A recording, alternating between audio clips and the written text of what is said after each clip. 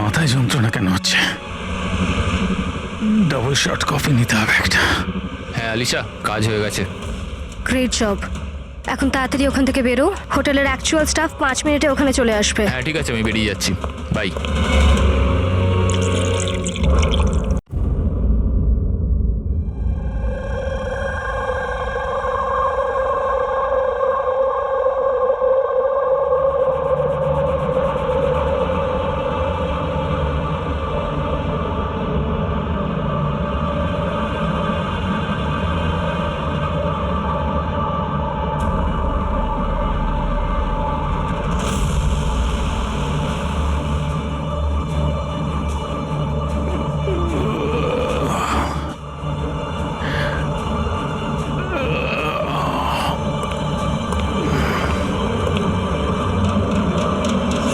কে তুমি? আমার রুমে কি করে ঢুকলে তুমি? হাউসকিপিং। এখন ম্যানেজারকে ফোন করে কাজ থেকে বার করে দেবো। সরি রতন স্যার, অ্যাকচুয়ালি আপনার রুমের ফায়ার অ্যালার্ম হঠাৎ করে বেজে উঠলো, তাই আমি দেখতে এলাম সব কিছু ঠিক আছে কিনা। আমি দরজাটা নক করেছিলাম কিন্তু আপনি হয়তো ঘুমোচ্ছিলেন তাই খুললেন না, ওই জন্য আমি মাস্টার কি ইউজ করে ভেতরে ঢুকলাম। Are you fine? হ্যাঁ ফাইন, গো।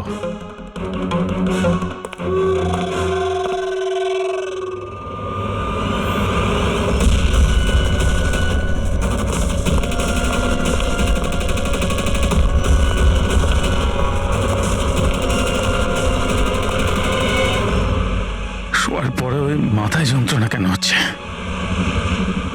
ডাবল শট কফি নিতে হবে একটা। হ্যাঁ আলিশা, কাজ হয়ে গেছে। Great job. এখন তাড়াতাড়ি ওখান থেকে বেরো। হোটেলের অ্যাকচুয়াল স্টাফ 5 মিনিটে ওখানে চলে আসবে। হ্যাঁ ঠিক আছে, আমি বেরিয়ে যাচ্ছি। Bye.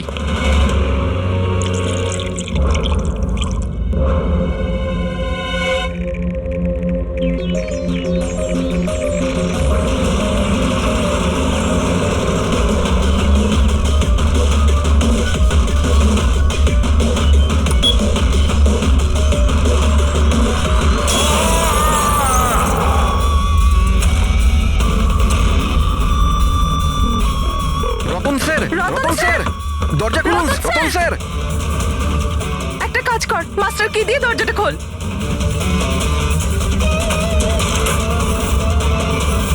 Ratan sir, Ratan sir. Ratan sir.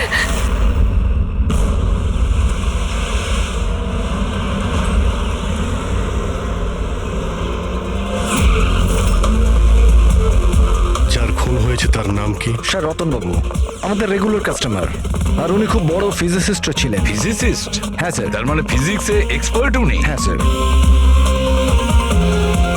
কটার সময় হয়েছে এসব? স্যার এই মোটামুটি সকাল 6:30টার সময়। দেখি সরে যান, সরে যান, সরে যান। সরে যান বলছি, প্লিজ হ্যাঁ, সরে যান একটু।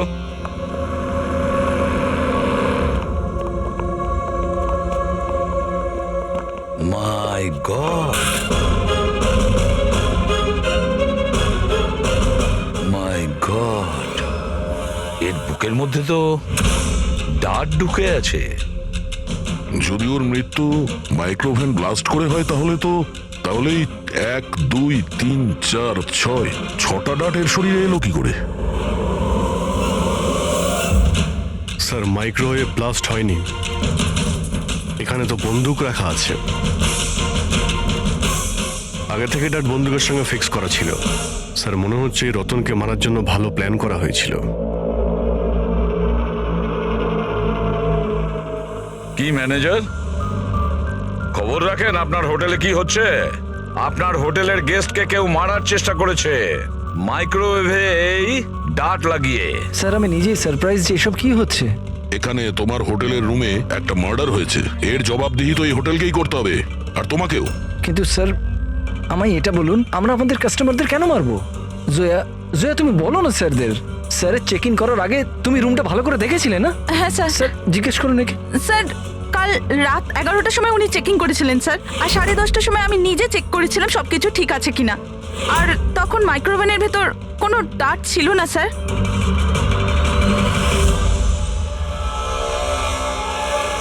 স্যার অর্ধেক খাওয়া পিৎজা স্যার। আরে এটা তো আচ্ছা, আপনাদের এখানে কি বাইরের খাবার অ্যালাউ করা হয়? অ্যালাউড তো সেভাবে নয়, কিন্তু রতন স্যার তো আমাদের রেগুলার কাস্টমার, তাই কোনো স্টাফ বোধহয় হতে পারে। এই স্টাফটা কে ছিল যখন এই পিৎজা রুমের ভেতরে নিয়ে আসা হয়েছিল? হ্যাঁ, কি হলো?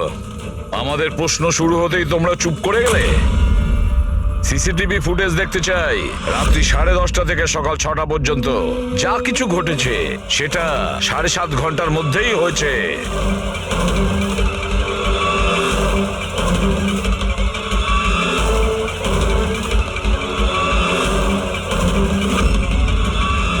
ওই দেখো, 10:30টার সময় রতনবাবুর রুমে গিয়েছে, 11:15টায় বাইরে এসেছে, 15 মিনিট।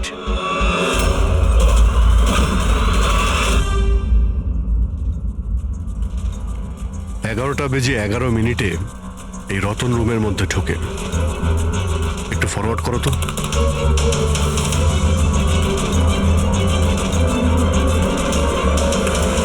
রাত্রি 11:30টার সময় এ এসেছিল রতনের সঙ্গে দেখা করতে।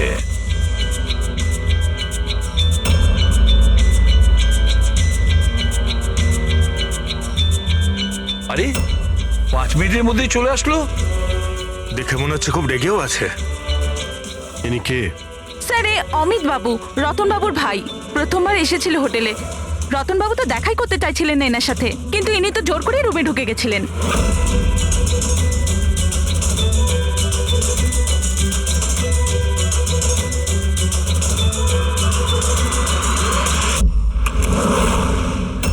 আচ্ছা, তার মানে এই পিৎজা এইভাবেই রুমের মধ্যে গিয়েছিল। ফরওয়ার্ড করো তো, ফরওয়ার্ড করো।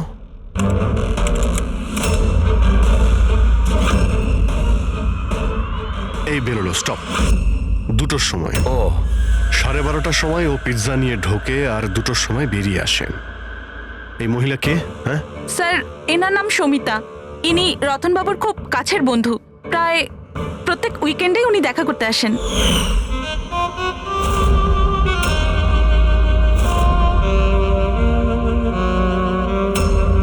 সুমিতা খুব কাছের বন্ধু, রাত্রি 12:30টার সময় আসে পিৎজা নিয়ে।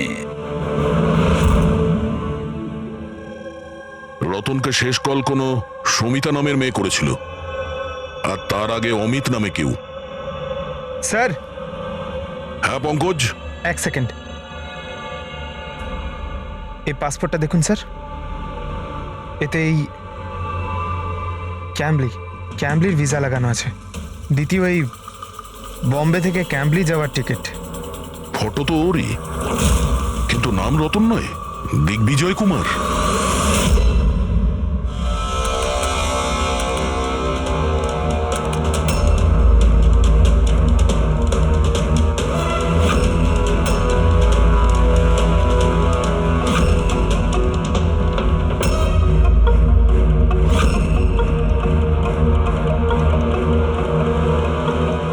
সকাল 6টার সময় হোটেলের স্টাফ মেম্বার রতনের রুমে যায় আর 6:30টায় বাইরে আসে। তার মানে রতনের মৃত্যুর আগে।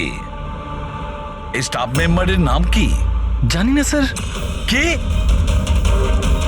আপনি আপনার স্টাফকেও চেনেন না? হ্যাঁ স্যার, এ আমাদের স্টাফ নয়। আমি খোঁজ নিচ্ছি স্যার, দেখছি। মুকুল, খোঁজ নাও।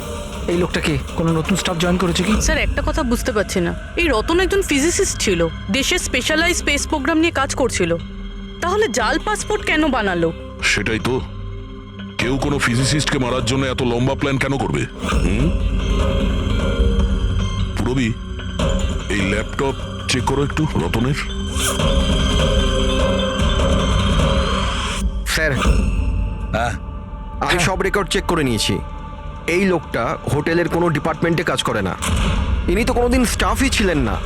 আমার তো মনে হয় ইনি বাইরের লোক। এই দেখো, বাইরের কোনো অচেনা লোক এখানে আসে, হোটেলের স্টাফ হয়ে ঘুরে বেড়ায়, এই আপনাদের সিকিউরিটি? হ্যাঁ,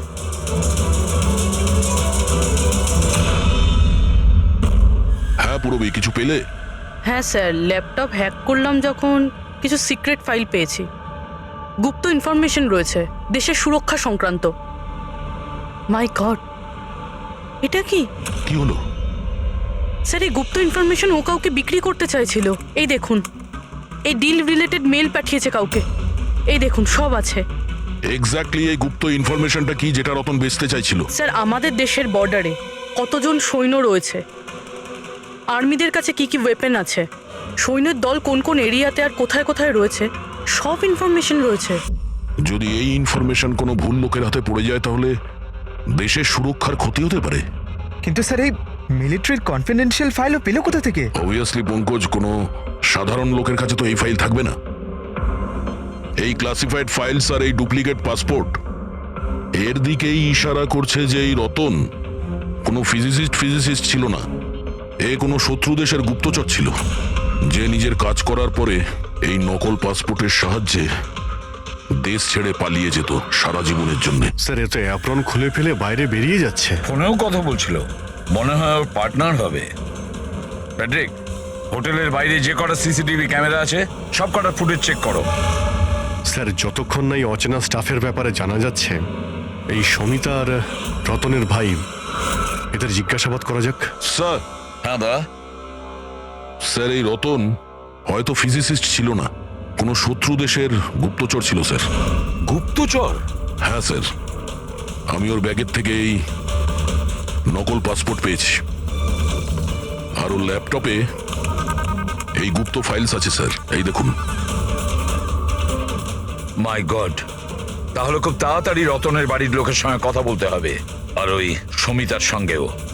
জানা তো যাবে যে রতন কোনো ফিজিসিস্ট ছিল নাকি কোনো গুপ্তচর। একে তো সবে আমার স্বামী খুন হয়েছে, আর এখন সিআইডির লোকেরা ওর উপর দেশের সাথে বিশ্বাসঘাতকতার অভিযোগ করছে।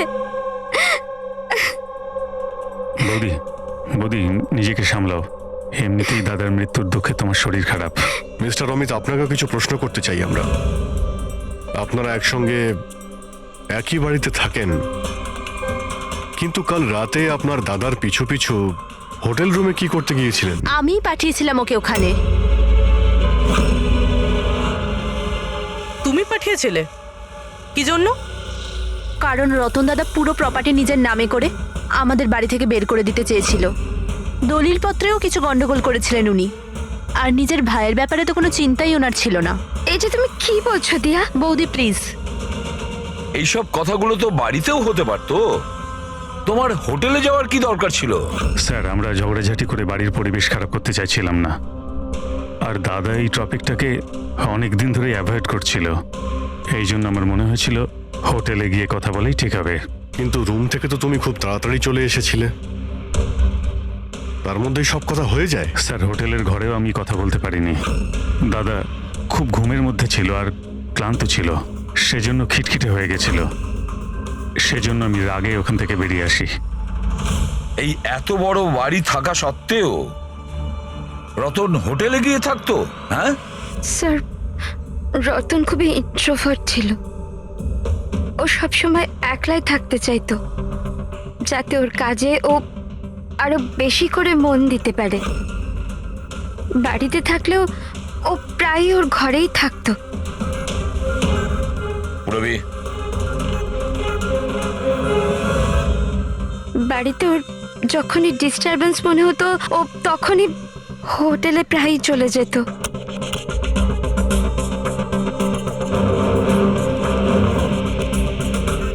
আচ্ছা, এই সমিতাকে?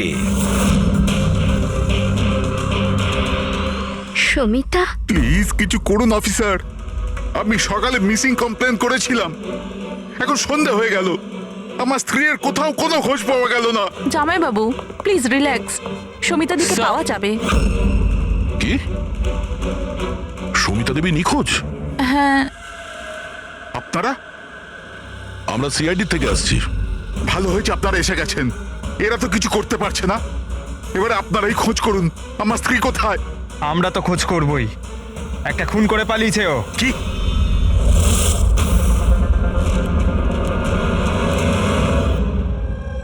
যদিও রতন আইনত আমার স্বামী ছিল, আমি ওর ব্যাপারে কিছুই জানতাম না। ও আমার সাথে কিছুই শেয়ার করতো না। ওর জীবনের প্রতিটা মুহূর্ত আমার কাছে রহস্যের চেয়ে কিছু কম ছিল না। এই সমিতাকে আমি কিছুই জানি না, আমি এই নামটাও শুনিনি। এমনকি ও কোথায় থাকে, কি কাজ করে, আমি কিছুই জানি না। এটা ওই হোটেল করিডোরের ফুটেজ। কাল বাড়ি থেকে কোথায় যাবার জন্য বেরিয়েছিল সুমিতা? বাড়ি থেকে অফিস যাবার জন্যই তো বেরিয়েছিল। অফিস থেকে বেরিয়ে কোথায় গিয়েছিল কিছুই জানি না। আচ্ছা, কালকে ডিনারে কি খেয়েছিল Ratan? Plane cheese pizza.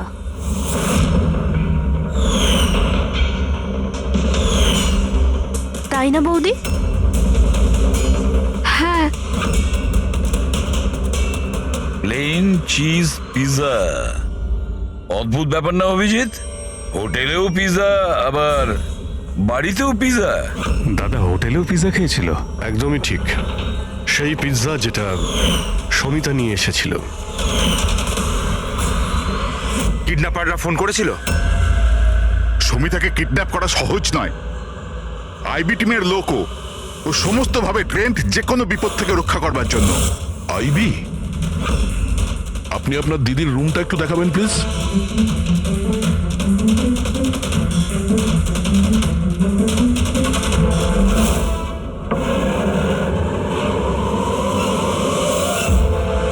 Sir, এটাই হলো দিদির ঘর।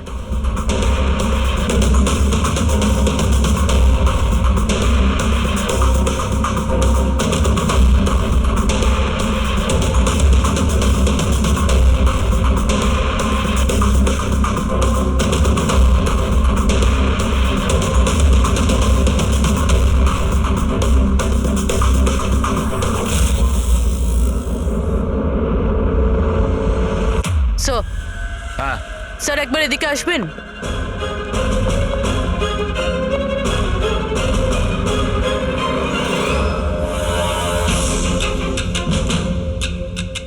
এই দেখো, রুমের ভেতরে আবার রুম। স্যার এদিকে আসুন। এই দেখুন, এই কম্পিউটার হ্যাক হয়েছে স্যার। একটা কাজ করো, পুরো ঘরের তল্লাশি নাও। দাড়ি আর উইক্স, ওহো, প্রস্থেটিক্স। অভিজিৎ, দেখছো এসব? হ্যাঁ স্যার। আর এই লকারে ক্লাসিফাইড ফাইলস, মনে হচ্ছে অনেকদিন ধরেই এর তদন্ত চলছিল। শুধু তাই নয় স্যার, কেউ তো আছে যে ওর ওপর নজর রাখছিল, ওর কম্পিউটারের একটা অ্যাক্টিভিটির ওপর নজর রাখছিল। কম্পিউটারটা হ্যাক করা হয়েছে। কে করেছে খোঁজ নাও।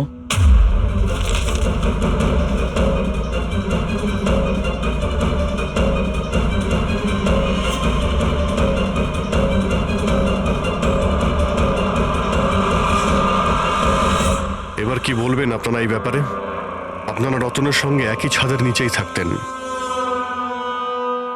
আর এই ব্যাপারে আপনারা জানেনই না। স্যার আমরা কি করে জানবো স্যার? রতনদা তো নিজের ঘরে কাউকে ঢুকতেও দিত না। এমনকি স্যার কাজের লোক কেউ নয়, পরিষ্কারও স্যার উনি নিজেই করতেন। তাহলে ম্যাডাম, আপনি আপনি কি বলতে চাইছেন? হ্যাঁ, এটা তো বেডরুমের ভেতরের ব্যাপার। স্যার আমি আপনাকে বললাম না, আমি কিছুই জানি না। আরে, এই এই কবে আর কি করে হ্যাঁ দয়া। স্যার সমিতা বাড়িতে নেই স্যার, ও নিখোঁজ। আইবি বিউরোতে কাজ করে স্যার। স্যার আমরাও ল্যাপটপ চেক করেছি। পুরবী রতনের ল্যাপটপে যে ইনফরমেশনগুলো পেয়েছিল স্যার, ওই সমস্ত ইনফরমেশন এখানে সমিতার ল্যাপটপেও আছে। এই ইনফরমেশনটা লিক করে দেশ ছেড়ে পালিয়ে যাওয়ার চিন্তা ছিল। তাহলে দয়া, এই সমিতা আইবিতে চাকরি করত, তার মানে দেশের সমস্ত তথ্য ওর কাছে আগে থেকে ছিল, যেগুলো ও রতনকে দিত, আর রতন সেগুলোকে বিক্রি করত, আর দুজনেই এর থেকে রোজগার করত। হ্যাঁ স্যার, কিন্তু এইবার ও ডবল ক্রস করে দিয়েছে রতনকে। ও ওকে প্রাণে মেরে দিয়েছে আর মেরে এখান থেকে পালিয়ে গেছে। এই সমস্ত ইনফরমেশন জোগাড় করো আর ব্যুরোতে নিয়ে এসো।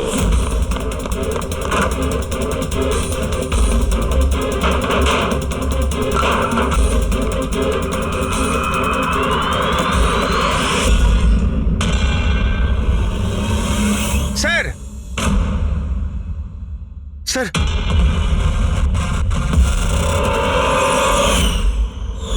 সুমিতা সুমিতা হ্যাঁ দয়া স্যার এই বিক্রম আর অঞ্জলি এদের যে অ্যালাবাইজ আছে ওগুলো আমরা চেক করেছি। যখন খুন হয়েছিল ওই রাতে বিক্রম গ্র্যান্ড রোডে ট্রাফিক জ্যামে ফেসেছিল আর প্রায় রাত 2টোর সময় বাড়িতে পৌঁছেছে। আর এই অঞ্জলি? স্যার এই অঞ্জলিও রাত্রির 12টা পর্যন্ত কাজ করেছে আর প্রায় রাত্রি 1:30টার সময়ও বাড়িতে পৌঁছেছে। দয়া, এসব দেখে মনে হচ্ছে এটা সাধারণ কেস নয়, দেশের সুরক্ষার সঙ্গে জড়িয়ে রয়েছে।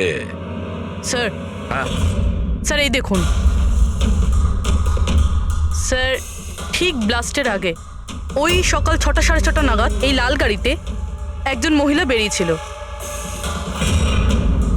স্যার, হ্যাঁ, ওই যে নকল হোটেল স্টাফটা ছিল না, ও তখনই বেরিয়েছে কিন্তু অন্য গেট থেকে। এই দেখুন। রবি, কটা নাগাদ গাড়ি এসেছিল? 6টা নাগাদ। বেরিয়েছে 6:30, মানে আধ ঘন্টা পরে। আচ্ছা, ছবিটা একটু জুম করো তো, দেখি তো একটু। রবি, আমাদের ডেটাবেসে কিছু নাম আর ফেস আছে যারা দেশের ক্ষতি করতে পারে। এটা বেইমান আর গুপ্তচরের লিস্ট। এদের ফেসটা স্ক্যান করো আর ওদের সঙ্গে ম্যাচ করে দেখো। আর পঙ্কজ, আরটিও থেকে জানো যে এই গাড়ি কার নামে রেজিস্টার করা আছে। স্যার হ্যাঁ, কেসটা কিন্তু ভীষণ কনফিউজিং, কিছুই মাথায় ঢুকছে না যে আসল ব্যাপারটা কি। ফেডরিক, একটা কথা পরিষ্কার যে দেশের সুরক্ষার সঙ্গে যুক্ত, অর্থাৎ যে এই রতন আর সমিতাকে মেরেছে না, সে কোনো সাধারণ ক্রিমিনাল বা অপরাধী নয়। বিষয়টা অন্যরকম। ওহো, হ্যাঁ দয়া, কি হচ্ছে? কিছু পেয়েছো? হ্যাঁ স্যার, পেয়েছি। এই মেয়েটা ছেলেটা ওই লিস্টে নেই স্যার যারা দেশের শত্রু, বরঞ্চ সেই লিস্টে আছে যারা দেশের সঙ্গে বেইমানি করে তাদেরকে ধরে মেরে দেয় স্যার। এরা দুজনেই আইবি অফিসার্স, আলিশা আর ঈশান। এসিপি প্রদ্যুমান, আমি আপনার খুব সম্মান করি, তাই আমি কিছু বলছি না। যদি এই অভিযোগটাই অন্য কোনো অফিসার করতো তাহলে সে এতক্ষণে খুব পস্তাতো। শেখরবাবু, আপনি আইবির হেড, সেই জন্য আপনার এই হুমকি দেওয়া কথা সহ্য হতো না। এসিপি স্যার, আমি হুমকি দিচ্ছি না, আপনার অভিযোগের উত্তরগুলো দিচ্ছি। আপনি খুব সহজেই আমাদের ওপর রতন আর সমিতার খুনের অভিযোগ লাগালেন। আপনার কি মনে হয় যে ওরা দেশের শত্রু ছিল তাই আমরা ওদেরকে মেরে দিয়েছি? আমি অভিযোগ করছি না, আমি সরাসরি প্রশ্ন করছি। এই যা কিছু ঘটেছে সেটাই কি সত্যি? দেখুন স্যার, আমরা জানি যে আপনারা জানেন যে এরা দুজন দেশের সুরক্ষার সঙ্গে সম্পর্কিত কোনো ইনফরমেশন শত্রুদের বেচতে যাচ্ছিল। আর এটাও আমরা জানি শেখর বাবু যে যে মুহূর্তে রতনকে খুন করা হয় সেই সময় ঈশান আর আলিশা দুজনেই উপস্থিত ছিল। রতন খুন হওয়ার একটু আগেই ঈশান রতনের রুমে গিয়েছে। সমিতা রতনের রুমে পিৎজা নিয়ে গিয়েছিল, এমন একটা পিৎজা যার মধ্যে অজ্ঞান করার ওষুধ ছিল। হ্যাঁ, তাহলে হতে পারে আপনারা ওকে এমন কিছু বলেছেন যে আমাদের জন্য কাজ করে দাও আর রতনকে মেরে দাও, তাহলে আপনারা ওকে ছেড়ে দেবেন, তাই তো? সেটা নয় আলাদা প্রশ্ন, কারণ তার আগে সমিতাকে মারা হয়েছে তার নিজেরই ঘরে। হ্যাঁ, এটা ঠিক যে আমরা রতন আর সমিতার অবৈধ কাজের ব্যাপারে জানতে পেরে গেছিলাম আর আমরা সেই জন্য শুধুই ওদের ওপর নজর রাখছিলাম। তবে এমন কোনো গল্প শোনাবেন শেখর বাবু যেটাকে বিশ্বাস করা যায়? স্যার, আপনি শেখর স্যারের সাথে এরমভাবে কথা বলতে পারেন না। আর তুমিও এসিপি স্যারের সঙ্গে এইভাবে কথা বলতে পারো না। Relax boys. আলিশা, তুমি বলো, তোমরা দুজন ওই দিন হোটেলে কেন গেছিলে? রতনের ল্যাপটপ থেকে সেসব ফাইলসের কপি বানাতে যেগুলো সেদিন শত্রু দেশকে ইমেল করা হয়েছিল, যাতে আমরা এটা জানতে পারি যে আমাদের কোন কোন গুপ্ত ইনফরমেশন ওদের কাছে পৌঁছে গেছে।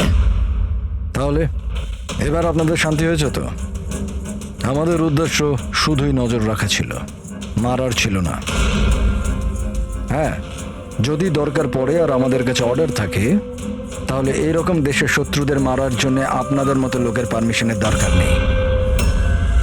স্যার আপাতত তো টেনশনের খবর এটাই যে যারাই ওকে মেরে থাকুক না কেন, ওরা দেশের সিক্রেট ইনফরমেশন পেয়ে গেছে, আর ওরা এই ইনফরমেশন যাকে খুশি দিতে পারে, শত্রুদের, মাওবাদীদের অথবা অন্য কাউকে। তবে হ্যাঁ, যদি আমরা ওই মানুষটাকে পেয়ে যাই যে ওদের দুজনকে মেরেছে, যার কাছে দেশের ইনফরমেশনগুলো আছে, তাকে মারবার আগে আমরা এক মুহূর্তও ভাববো না। আর এটা আমরা পুরো বিশ্বাস করি যে আইবি পৌঁছানোর আগে সিআইডি ওখানে পৌঁছে যাবে। এসিপি প্রদ্যুমান, আপনার অফিসারকে এটা বোঝান যে এই সময়টা একে অপরকে চ্যালেঞ্জ করার নয়, বরঞ্চ একসাথে মিলে কাজ করার। শেখরবাবু, দেশের জন্য আপনারা যতটা চিন্তা করেন ততটা চিন্তা সিআইডিরাও করে থাকে। তবে একটা কথা মনে রাখবেন, যতক্ষণ না এই কেসটা সলভ হচ্ছে ততক্ষণ আপনারা ওই বেঈমানের কাছে পৌঁছতে পারবেন না। সুমিতা ওই বিশেষ ইনফরমেশনটা লিক করে রতনকে দিয়েছিল, আর রতন ওই ইনফরমেশনটা কাউকে বিক্রি করতে যাচ্ছিল। কিন্তু তার আগেই রতন তার বেঈমানির কাজটা শেষ করে ফেলুক, কেউ সমিতাকে রতনকে খুন করার প্ল্যানে অংশীদার করে নেয়। আর ওটা যদি ঈশান না হয়, তাহলে যেই হোক স্যার ওকে খুব তাড়াতাড়ি খুঁজে বার করতে হবে। আর ওই সমিতাকেও মেরেছে। হ্যাঁ বলো সালুকে। কি কি সালুকে, আবার কি নতুন শুরু করলে? কেন? যখন আমরা নিজেদের চোখে ওই সিসিটিভি ফুটেজে দেখলাম রাত্রি 12:30টার সময় সমিতা ওই হোটেলে ছিল, আর তুমি বলছো যে ওটা সমিতা ছিল না, তাহলে ওটা কে ছিল? রতনের মৃত্যু কি করে হয়েছে? রতনের মৃত্যু হয়েছে বিষের কারণে। ওই যে ডাটটা আমরা রতনের বডি থেকে পেয়েছিলাম, তাতে এত ভয়ঙ্কর বিষ লাগানো ছিল যে সেকেন্ডেই রতনের মৃত্যু হয়েছে। আর স্যার পয়েন্ট নাম্বার 2, এই মাইক্রোওয়েভে ডার্ট ফিক্স করার জন্য খুনি অনেক সময় পেয়েছে, কারণ এই ওষুধ মেশানো পিৎজা খাওয়ার জন্য ও একেবারে বেহুশ হয়ে পড়েছিল। বস, যে নেশার ওষুধটা পিৎজা পাওয়া গেছিল, সেই নেশার ওষুধটা আমরা রতনের পেটে পেয়েছি। হ্যাঁ, পুরো ইনগ্রেডিয়েন্টসটা আমরা ভালো করে চেক করতে পারিনি, কিন্তু ঠিক আছে সালুকে, আমি সবকিছু মেনে নিলাম। আগে এটা বলো, এই সব কিছুর পেছনে সমিতার ওখানে হোটেলে থাকা না থাকার কি কানেকশন আছে? সেটাই বলছি বস। ও ডায়াবেটিসের পেশেন্ট ছিল, সুগারের পেশেন্ট। ওই মহিলার মৃত্যু হয়েছে কোনো ভেজাল দেওয়া ইনসুলিনের কারণে। আর সব থেকে ইম্পর্টেন্ট ব্যাপার, ওই মেয়েটির মৃত্যুর সময় রাত 10টা থেকে 12টার মধ্যে। কি? এক্স্যাক্টলি। এই 12টার মধ্যে যদি ও মারা গিয়ে থাকে, 12:30টার সময় ওকে হোটেলে কি করে দেখতে পাওয়া গেল? স্যার, যদি সুমিতা রতনকে না মারে, আর অমিত, ঈশান আর আলিশাও যদি না মারে, তাহলে রতনকে মারলো কে? আর ওই ফুটেজে যে মেয়েটাকে আমরা দেখেছিলাম, ও যদি সুমিতা না হয় তাহলে আর কে ছিল? সমিতা। এসিপি স্যার, আপনি বোধহয় এটা জানেন না যে আমি কত বড় টেনশনে আছি। যদি ওই খুনি ধরা না পড়ে যে রতন আর সমিতাকে মেরেছে, তাহলে দেশ কত বড় বিপদে পড়তে পারে সেটা আপনি বুঝতে পারছেন না। আমি খুব ভালো রকম জানি শেখর বাবু, খুব ভালো রকম জানি, কিন্তু একটা কথা মনে রাখবেন, দেশের কোনো ক্ষতি আমি হতে দেব না। তার আগেই আমরা খুনিকে ধরে ফেলবো। স্যার, ওই খুনির আইডেন্টিটি আমরা সেখান থেকে পেতে পারি যেখান থেকে ওরা একে অপরকে মেল করেছিল। হ্যাঁ পঙ্কজ, আমার তো এটাও মনে হচ্ছে যে নিশ্চয়ই কোনো আশেপাশের লোক হবে যে সমিতা আর রতন এদের দুজনের ছোট ছোট অভ্যাসগুলোর ব্যাপারেও পুরো জানতো। হ্যাঁ স্যার, যেমন ধরুন সকালে উঠেই রতন মাইক্রোওয়েভে কফি বানাতো। আর সমিতাকে ইনসুলেন্সের ইনজেকশন পৌঁছে দেওয়া, সেটা তো কাছেরই কেউ করতে পারে। আর খুনি এটাও জানতো যে এই অঞ্জলি আর বিক্রম রাত 1টার আগে বাড়িতে ফিরবে না। তাহলে খুনি কে হতে পারে স্যার? স্যার, একটা কথা বুঝলাম না, এই রতনা সুমিতা একে অপরকে 2 বছর ধরে চেনে, দেশদ্রোহিতা করার কথা 3 সপ্তাহ আগে ভাবলো, এরকম হঠাৎই? হ্যাঁ স্যার, ব্যাপারটা কিরকম অদ্ভুত স্যার। এই 3 সপ্তাহ আগে এদের তো কোনো রেকর্ডও ছিল না, গুপ্ত খবর পাচার করার জন্য। এসবের সাথে তৃতীয় বেইমানের কি সম্পর্ক? We are running out of time. হ্যাঁ স্যার, আমরা সমস্ত প্রমাণের তালা খুলে ফেলেছি, কিন্তু আমরা সেই দরজাটা খুঁজে পাইনি যেটা আমাদের তৃতীয় গুপ্তচরের কাছে নিয়ে যাবে। আছে, তৃতীয় দরজা আছে, আর এই তৃতীয় রাস্তাই আমাদের গুপ্তচর পর্যন্ত পৌঁছে দেবে। সেটা কি? ওই দরজার নাম পিজা। পিজা। ওই মহিলা যে কালো চশমা পড়েছিল, মাথায় কোকড়ানো চুল, পিজা নিয়ে গিয়েছিল সমিতা সেজে, সেদিন ও পিজা নিয়ে এসেছিল বাইরে থেকে হোটেলের ভেতরে। আর ওটাও এই জন্যই করেছে যে ওর ওই পিৎজার মধ্যে ঘুমের ওষুধ মেশানো দরকার ছিল। যদি হোটেলে অর্ডার করত তাহলে ও সুযোগও পেত না এবং সময়ও পেত না ওই ওষুধটাকে পিৎজার মধ্যে মেলানোর জন্য। আর হোটেলের লোকেরাও কিছু বলেনি, কারণ ওরা ওকে চেনে। দয়া, ওই হোটেল রয়্যালের আশেপাশে ওই পিজালো ব্র্যান্ডের যে কটা দোকান আছে সেখানে খোঁজ নাও, সবকিছু পরিষ্কার হয়ে যাবে।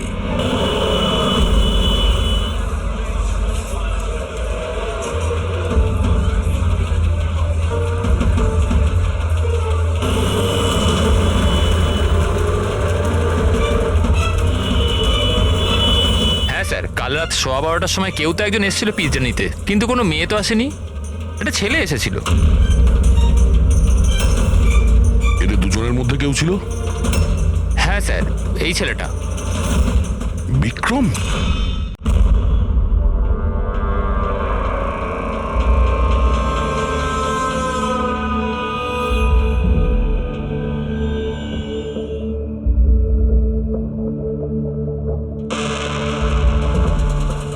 ব্যাপারটা কি?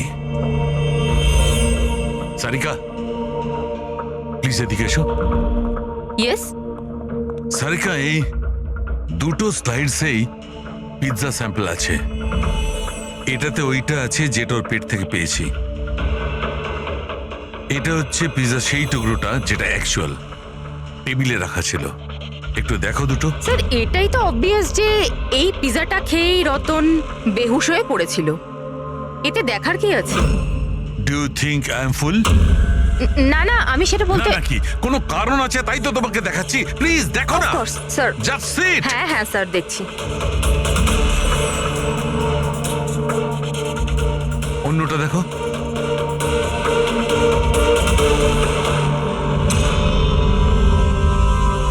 কি? তার মানে এই পিজাটা খেয়ে বেহুশ হয়নি? এক্স্যাক্টলি, আমি তোমাকে সেটাই দেখাতে চাইছিলাম।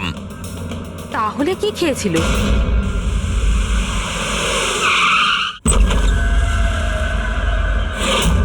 বিক্রম? বিক্রম? বিক্রম কি হলো? এই বিক্রম, ফ্রেডি, তাড়াতাড়ি অ্যাম্বুলেন্সে ফোন করো। এই কোন জিনিসের দিকে ইশারা করছে? ফোনে? হ্যাঁ, কি আছে এই ফোনে? 5 মিনিটে অ্যাম্বুলেন্স আসছে। Good good good. সরিতা আর রতন একসাথে? স্যার, ফটো দেখে তো মনে হচ্ছে ওরা একে অপরকে খুব ভালোবাসে। 1 মাস আগের ফটো। দুজনে প্রেম করতো না গুপ্তচর ছিল?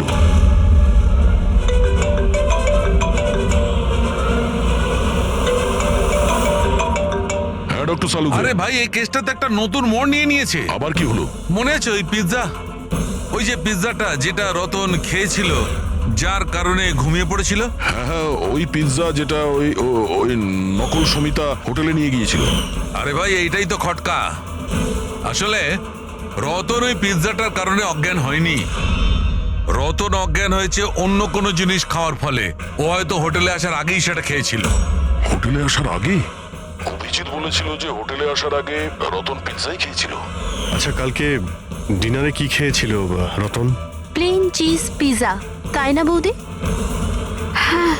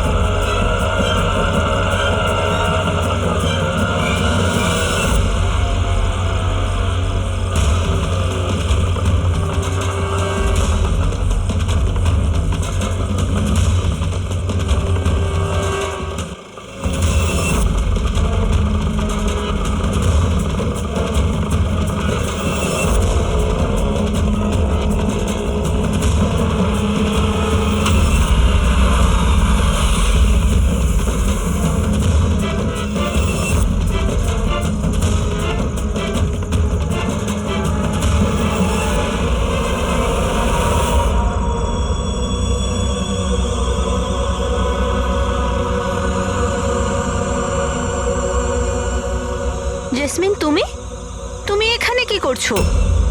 এনারা আমাকে কিছু ইনফরমেশন নিয়ে আসতে বলেন। আমি কিছু জানতামই না ওই ইনফরমেশনের ব্যাপারে। এনারা আমাকে বলেন যদি আমি না আসি তো এনারা আমাকে মেরে দেবেন। এই জন্য আমি এখানে এলাম। তোমরা কারা? আমাদের তিনজনকে এখানে এভাবে ঠকিয়ে আনার মানে? দেশকে যাতে কেউ ঠকাতে না পারে সেই জন্য আমাদের কখনো কখনো আসামিদের ঠকাতে হয়। IB win. আপনারা তারাই না যারা রতন দাদাকে মেরেছেন? রতনকে কে মেরেছে আর কি মারেনি সেই সত্যটা খুব তাড়াতাড়ি সামনে আসবে। কিন্তু দিয়া, অমিত, আরও একটা সত্যি সামনে আসা বাকি। সেটা কি? সেটা হলো যে তোমাদের দুজনের এটা জানা উচিত যে তোমরা একটা দেশদ্রোহীর সাথে থাকছো, তাই না জাসমিন?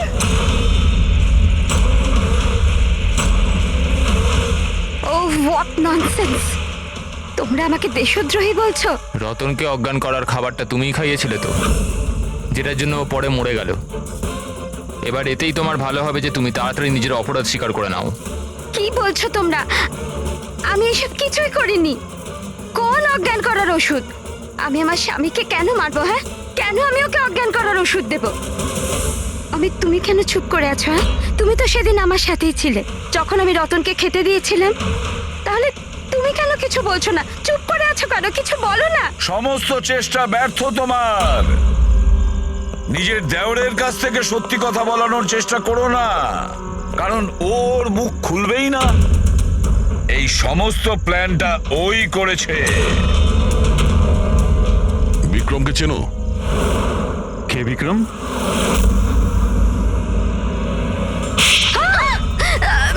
অমিত, আপনারা এদিকে আসুন।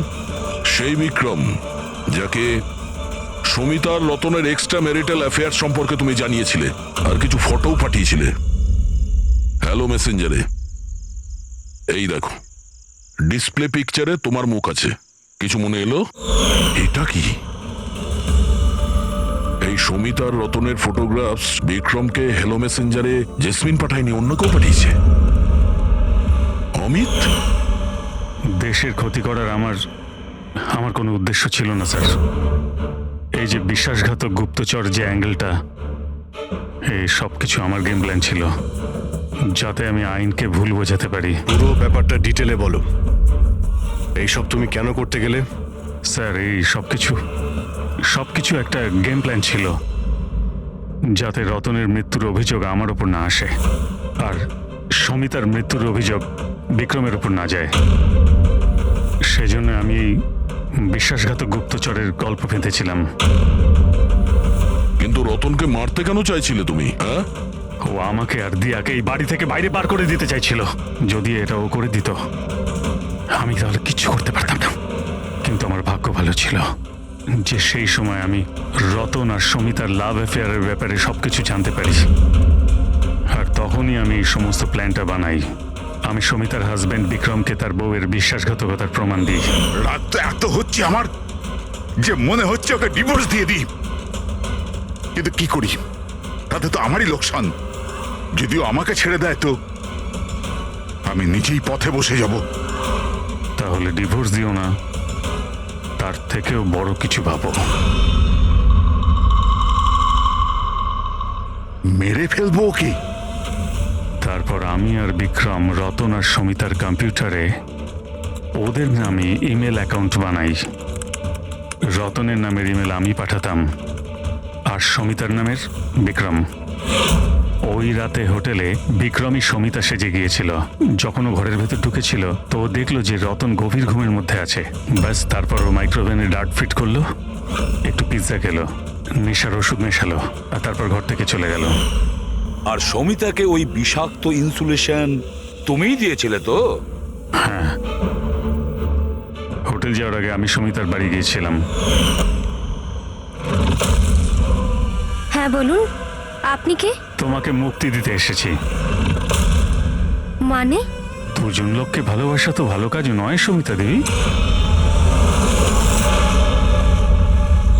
হোটেলের রুমে রতনের সঙ্গে কেন দেখা করতে গিয়েছিলে? কারণ তুমি তো অনেক আগে থেকে এসব প্ল্যান করে রেখেছিলে। ও আমাকে বাড়ি থেকে বার করে দিতে চেয়েছিল ঠিকই, কিন্তু ছিল তো আমারই দাদা। শেষ সাক্ষাৎ তো দরকার ছিলই। আর আর এই সব কিছুই আমাকে আমার প্ল্যানে সাহায্য করেছে। আমি বিক্রমকে আগে থেকে ইনফর্ম করে দিই যে রতন ঘুমের ঘরে আছে আর কিছুক্ষণের মধ্যে শুয়ে পড়বে। আর তুমি ভাবলে যে সিসিটিভি ফুটেজও অনেক লোক দেখবে, আর তার মধ্যে যদি তোমাকে দেখা যায় কেউ সন্দেহ করবে না। সেজন্যই তো আমি সব বিশ্বাসঘাতক গুপ্তচরের খেলা খেলেছিলাম, যাতে আপনারা সব এর মধ্যেই মাথা ঘামাতে থাকেন। কিন্তু যখন এই আইবিরা এর সঙ্গে যুক্ত হয়ে গেল, বিক্রম ভয় পেয়ে গেল, আর এই জন্য তুমি ওকে প্যারালাইজ করে দিয়েছি। আর কোনো উপায় ছিল না আমার কাছে। এটা তুমি কি করলে অমিত? টাকার জন্য নিজের ভাইকে তুমি মেরে দিলে। অমিত, সম্পত্তি আর টাকার লোভে তুমি তোমার আপন ভাইকে খুন করে দিয়েছো। আর তাছাড়াও আইনের সাথে আর দেশের সুরক্ষাকেও বুড়ো আঙ্গুল দেখালে তুমি। খুব ঘৃণ্য অপরাধ করেছো তুমি। আইন তোমাকে কঠোরতম শাস্তি দেবে।